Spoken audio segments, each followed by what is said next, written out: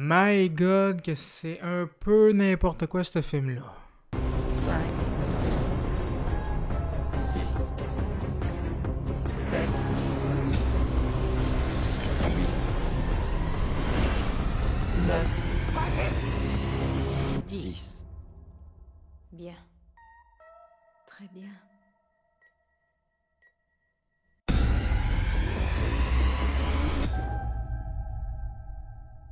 Bonsoir, jour tout le monde. Nouvelle critique du film Possesseur en français, réalisé par Brandon Cronenberg. Si le nom de Cronenberg vous est familier, c'est normal avec le réalisateur David Cronenberg. Et oui, il y a vraiment un lien de parenté, c'est son papa, David Cronenberg. Pour rappel, David Cronenberg a réalisé le film Vidéodrome, La Mouche, Une histoire de violence, Promesse de l'ombre et plusieurs autres. Donc là, son fils, avec Possesseur, signe son deuxième long métrage. On retrouve un peu le style de Papa Cronenberg, mais un peu en moins bien. J'aime beaucoup le style plus série B de David Cronenberg, du moins dans ses premiers films Vidéodrome La Mouche. Donc l'histoire de Possesseur, c'est qu'il y a comme une espèce d'agence qui engage une femme, une tueuse à gages, mais par contre, c'est quand même assez spécial parce qu'ils mettent comme... Ils enlèvent comme une personne, ils mettent un implant, puis elle se retrouve comme dans son corps. C'est comme si son esprit allait dans le corps de l'autre personne. Puis là, ben, à un moment donné, il faut qu'il assassine quelqu'un, un homme important qui est joué par Sean Bean. Sean Bean qui a toujours l'habitude de mourir dans ses films, hein, avec Seigneur des Anneaux, Game of Thrones et plusieurs autres. Hein, il meurt quasiment toujours dans ses films. Mais est engagé pour tuer Sean Bean, puis elle prend possession du corps de Colin Tate, qui est en fait le petit ami de la fille du personnage de Sean Bean. En gros, le résumé du film, ça ressemble à ça. Je trouve vraiment qu'il y a un côté Inception, puis un côté surtout Black Mirror avec les nouvelles technologies, tout ça, tu sais, un peu philosophique, qui nous fait réfléchir en fait. Il y a vraiment un côté Inception, même Memento, parce qu'avec la mémoire aussi un peu dans le film. Ce que j'ai aimé de ce film-là, c'est vraiment la réalisation. La photographie, la colorimétrie, beaucoup de rouge. À un moment donné, il y a comme du sang, puis ça reflète sur le personnage, puis elle est tout en sang. Mais en fait, tout en rouge à cause du sang. Donc, il y a vraiment un travail des couleurs, il y a vraiment un travail de mise en scène. Ça m'a rappelé aussi un peu la mise en scène de Mr. Robot. Des fois, les personnages sont très mal cadrés, sont plus vers la droite ou vers la gauche du plan. Mais vraiment, juste cadré, juste le visage, comme s'il était... Puis on coupait tout le reste du corps, puis le visage était juste dans le bas de l'écran.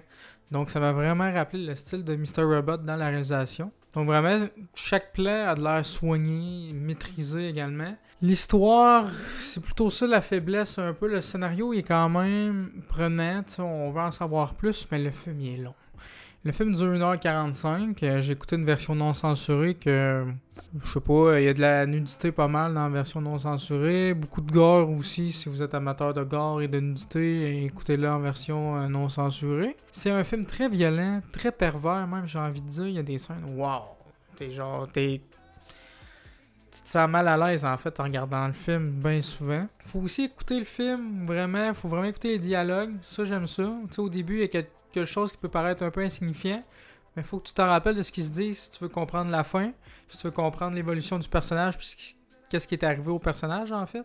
Sinon, tu comprendras pas. Donc ça, je trouve ça cool. Quand même, on instaure quelque chose au début du film qui est pas inutile, qu'on le remet en place à la fin du film. Fait qu'il faut bien s'en souvenir, il faut bien écouter. Faut vraiment bien écouter le film, faut vraiment bien le suivre pour bien comprendre le personnage à la fin. Par contre, il y a beaucoup de facilités scénaristiques que j'ai trouvées dans le film. À un moment, il y a un personnage qui tue un personnage dans un appartement. Après ça, on sait pas combien de temps qui passe, mais il y a un autre personnage qui arrive, il se parle. Puis là, il y a encore du temps qui passe, puis ce personnage-là qui est arrivé meurt également. Là, les morts, c'est tout le temps avec un gun, hein? C'est tout le temps avec un pistolet, donc normalement, ça fait du bruit, hein? Mais il n'y a jamais de police qui débarque, il n'y a jamais un voisin qui a appelé quelque chose, qui s'est plaint que quelqu'un a tiré une balle dans un appartement. Non, c'est normal, c'est normal. Donc ça, il y en a beaucoup dans le film, genre des ta gueule, c'est magique un peu. La police, on la voit pas à part dans l'intro, en fait, dans les 2 premières minutes. Après ça, il n'y a plus de police, puis pourtant, il devrait en avoir. Hein. À un moment donné, le gars, le principal, sort, puis il y a plein de sang sur lui, il se promène, puis il n'y a personne qui fait rien. Non, c'est normal.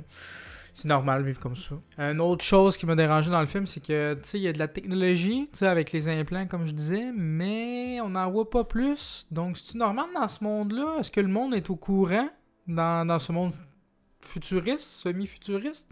Est-ce que les citoyens normaux savent que ça existe ou ils savent pas? Parce qu'on voit une autre technologie aussi avec des lunettes que des employés regardent dans les caméras qui sont dans les maisons un peu partout dans le monde. Comme de manière virtuelle, un peu avec des espèces de lunettes bizarres. Donc, ça aussi, j'ai eu un peu de mal. On dirait que le film, il aurait fallu qu'il y ait 20 à 30 minutes de plus pour plus élaborer le monde dans lequel on vivait. Mais le film, je l'ai déjà trouvé long en même temps, 1h40. Parce qu'il y a un problème de rythme dans le film, ouais. Dans les 40 premières minutes, on suit vraiment le personnage de la tueuse à gages avant qu'elle rentre dans le personnage de Colin Tate, l'homme avec qui elle va comme synchroniser. Puis après ça, on suit elle qui est dans le corps de Colin Tate. Parce qu'ils l'ont mis 3 jours avant qu'elle devait tuer le personnage de Sean Bean. Ça, c'est un autre affaire que j'ai pas compris. Pourquoi ils l'ont pas mis la journée même ou juste la journée d'avant? Pour qu'elle commence un peu à péter les plombs et à dérailler dans son cerveau. J'ai comme... Ouais, tu sais, c'est pas logique. Fait que... Puis tu sais, en même temps, elle le connaît pas parfaitement. Hein. Fait que tu sais, en 3 jours, elle a le temps de faire des erreurs du genre « Ah, ben toi, je te connais pas. Ah, ben oui, je te connais finalement parce que je savais pas, moi, que Colin Tate te connaissait. » Fait que tu sais, c'est comme... Ouais, ok. Fait qu'il y a beaucoup de choses qui me dérangeaient dans le film, dans le scénario. Mais le concept, je l'ai beaucoup aimé. La mise en scène est vraiment bonne. C'est malsain, c'est pervers, c'est violent, c'est gore. Ça porte à réfléchir aussi sur nous, nos actions. Est-ce qu'on est maître de nos actions? Est-ce qu'on est contrôlé? Donc oui, il y a de la réflexion derrière le film, mais il y a beaucoup d'incohérences ou de facilité scénaristique que j'ai trouvé. Encore, je sais pas si j'ai trouvé le film bon ou si je l'ai trouvé mauvais.